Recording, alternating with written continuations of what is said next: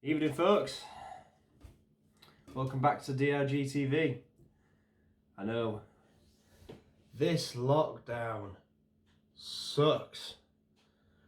I mean, Games Workshop is closed. How are we meant to buy plastic crack? Anyway, I'm going to do things a little bit different. Because of the lockdown, I'm 40 miles away from home, stuck. Daz is back at our house. Paul's away at his. So we can't all be in the same place. So we're going to have to just make do. But it wouldn't be DRG if we wouldn't crack a beer. Now, what's been happening then? Part 5 of Astartes came out.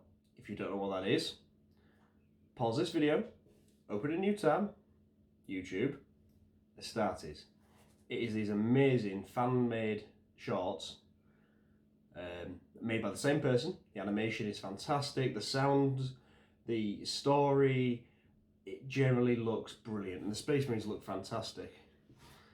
So everyone needs to go check that out. Like him, support his Patreon, but definitely give the guy a thumbs up. Like, let everyone know it's brilliant, and we at DRG we're all big fans. Oh yeah,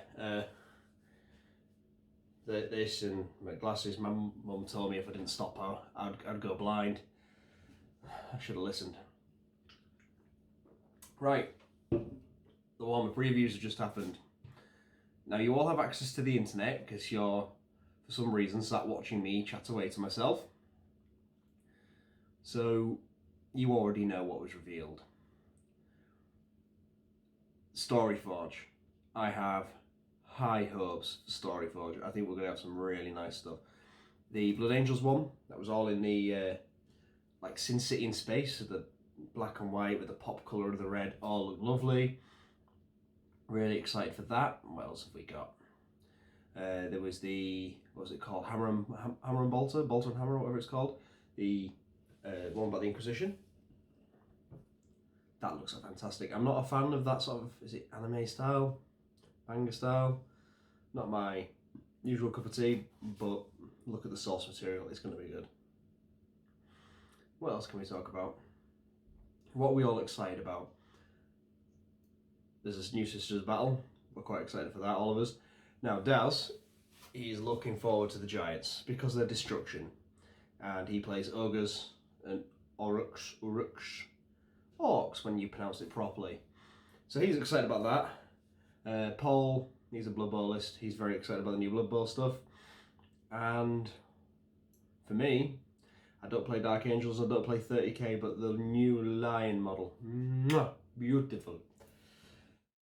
Do you remember in a previous episode, we went to have a look at Chris, or Posty, Primaris army, and we had a little chat about that. And then what we do is we've been giving everybody a Stormcaster paint, and then been giving them the marks. Well, he scored 19.5, and that's what we've given him so far. So, good news, well done Chris, you're at the top of the table, and the bottom of the table, and mid-table obscurity, because you're the only person on it. So, well done. This is about the point where I'd like to say, right, I'm off to go and see somebody else and they're going to show something that they've been working on. But obviously we can't do that because if we go within 2 meters of each other, we'll all explode.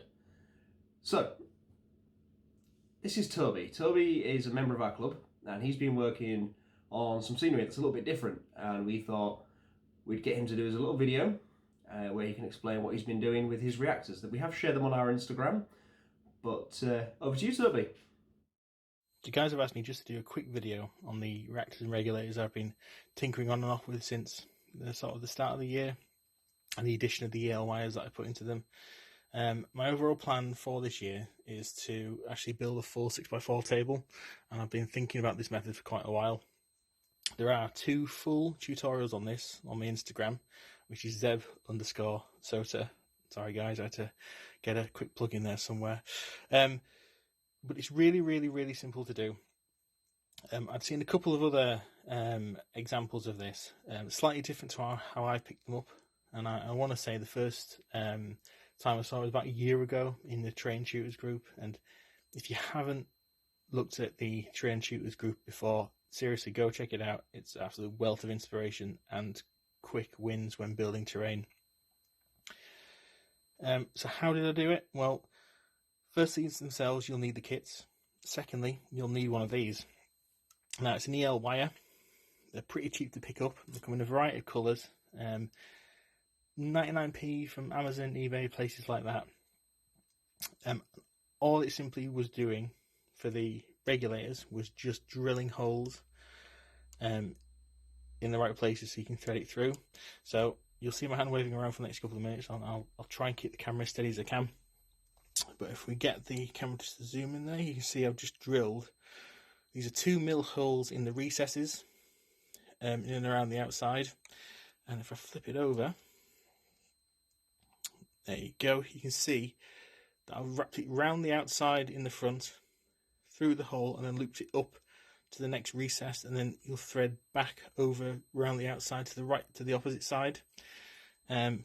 Basically, you just do that all the way to the top, and installing the actual wire itself took about 10 minutes work. I built these with the kits fully assembled. You could do them in stages, but I think it's easier to do it this way because then you can get a nice tight finish to the wires themselves. The only caveat is you'll need a pair of long nose pliers so you can manipulate the wire around the inside. But again, it looks great and it takes like 10 minutes to actually install. The second thing about building these is you'll need to paint most of it before you fit the wires. The plasma coils themselves are done following GW's plasma tutorial method on YouTube, just to give a bit of colour to them if for whatever reason they're not turned on. The reactor I did slightly differently. I actually did this one first, but trial and error and all that. For this one, I actually had to strip the core out of an EL wire. They're about 1 millimetre wide and will fit through a 1 millimetre hole. I think you can buy angel hair wire, which is 1.3 mil, so it might save you the effort, but it is a lot more expensive. To do this, I simply went from point A to B to C to D to E to F and went round in a loop and then did the same and then did the bits at the bottom. You need to do this before it's assembled. If you try and do it post-assembly, there physically isn't enough space to thread the wire and get it through. Thing to mention, and you can probably hear it actually, is the equipment themselves. So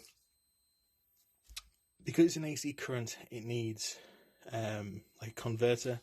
So this is a 3 volt sort of 2 battery power pack, quite big and chunky, and it is quite hard to hide. Sorry, you can get USB adapters and you can get a 12 volt adapter as well. The other thing I want to point out as well with this is just the wires that sort of ping out the back. So I can have up to 5 because I've got a 5-way splitter on here. Again, trying to hide these unless you want to drill holes in the board would be quite tricky. But I'm going to try and do the opposite. So instead of trying to hide them, I'm going to make them a feature. So I will end up chevroning them, the same as I've done the edges of the platforms, and hiding the battery box in a little house. Trying to keep with the atmosphere of the board that I want to build. And hopefully it won't be too noticeable. The noise is, however. But maybe when it's inside the building, it will muffle it somewhat. I hope you've all found this little video useful. Please check out my Instagram if you want any more details on how I did these. As I say, there are other versions of them, but this is how I've done them. Now, that's different. It's cool. I'm impressed. Well done, Toby. I would say, I'd love to go give that a try, but it's going to be a while before I'm feeling up to that. The next bit of terrain I'm going to be painting is probably a garden and more, and I don't really think that they look right with plasma glow. Maybe a creepy candle glow. Anyway, this is Toby's Stormcast model he's been working on. Now, yeah, that's a bit special, isn't it? In the next episode, when we've had a all, if we ever get back together, or whether or not we're going to have to do this over Skype or whatever, we'll put his scores and then we'll put them on his on the leaderboard. See whether or not he's coming above or below or side by side with Chris. Now, another thing I did recently is I unboxed Rumbleslam. We still haven't played it yet, again, because we're not in the same place. Now, when I unboxed it, I talked about how nice the models were. Upon closer inspection after I finished them, not happy. Mold lines. One of my guys doesn't even have a proper face. He's like missing a nose and his jaw's not right and stuff like that. So we're going to give TT Combat a fair shout to get them sorted. But we thought, rather than me just rumbling, Paul can give you a detailed review of what he found with his, I think the Hobbits, his Hobbit wrestling team. Right, Matt's asked me if I could do a little review of the Lords of the Ring, the Rumbleslam team from TT Combat. Well, first of all, when I opened up the box, I was very disappointed. All the models were covered in really bad amounts of flash, and they had lots of little air holes. Very, very reminiscent of the very early Finecast resins by G-Dub. I thought, never going to be able to sort these out.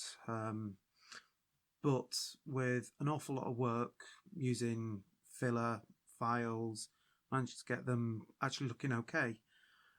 So thankfully managed to get quite a good team painted up.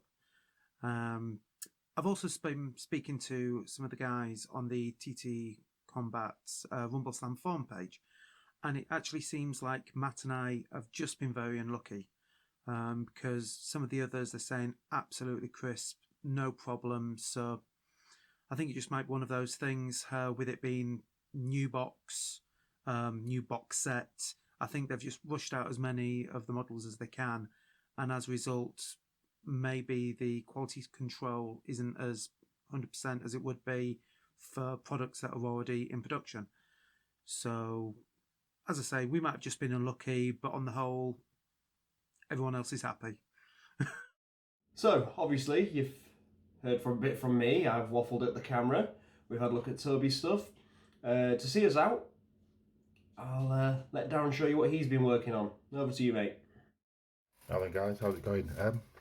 That coronavirus got us all stuck inside, so perfect opportunity to get rid of some of the backlog, get some painting done, get some modelling done, try some new things you've not done before. So it's a quick look at what I've been doing throughout this process. First up, I've done a bit of work on a Space Marine, as you can see, to go on Howling Griffins maybe, we'll see. And just to break it up a little bit, from 40k, been doing a bit of AOS as well. Got the ogres on the go that have been sat in my pile of shame for a long time now, shall we say. As the leader there. Unit of 6 of them. And then I've done my Rumbleslam team. There's the ogre. Big blue fella.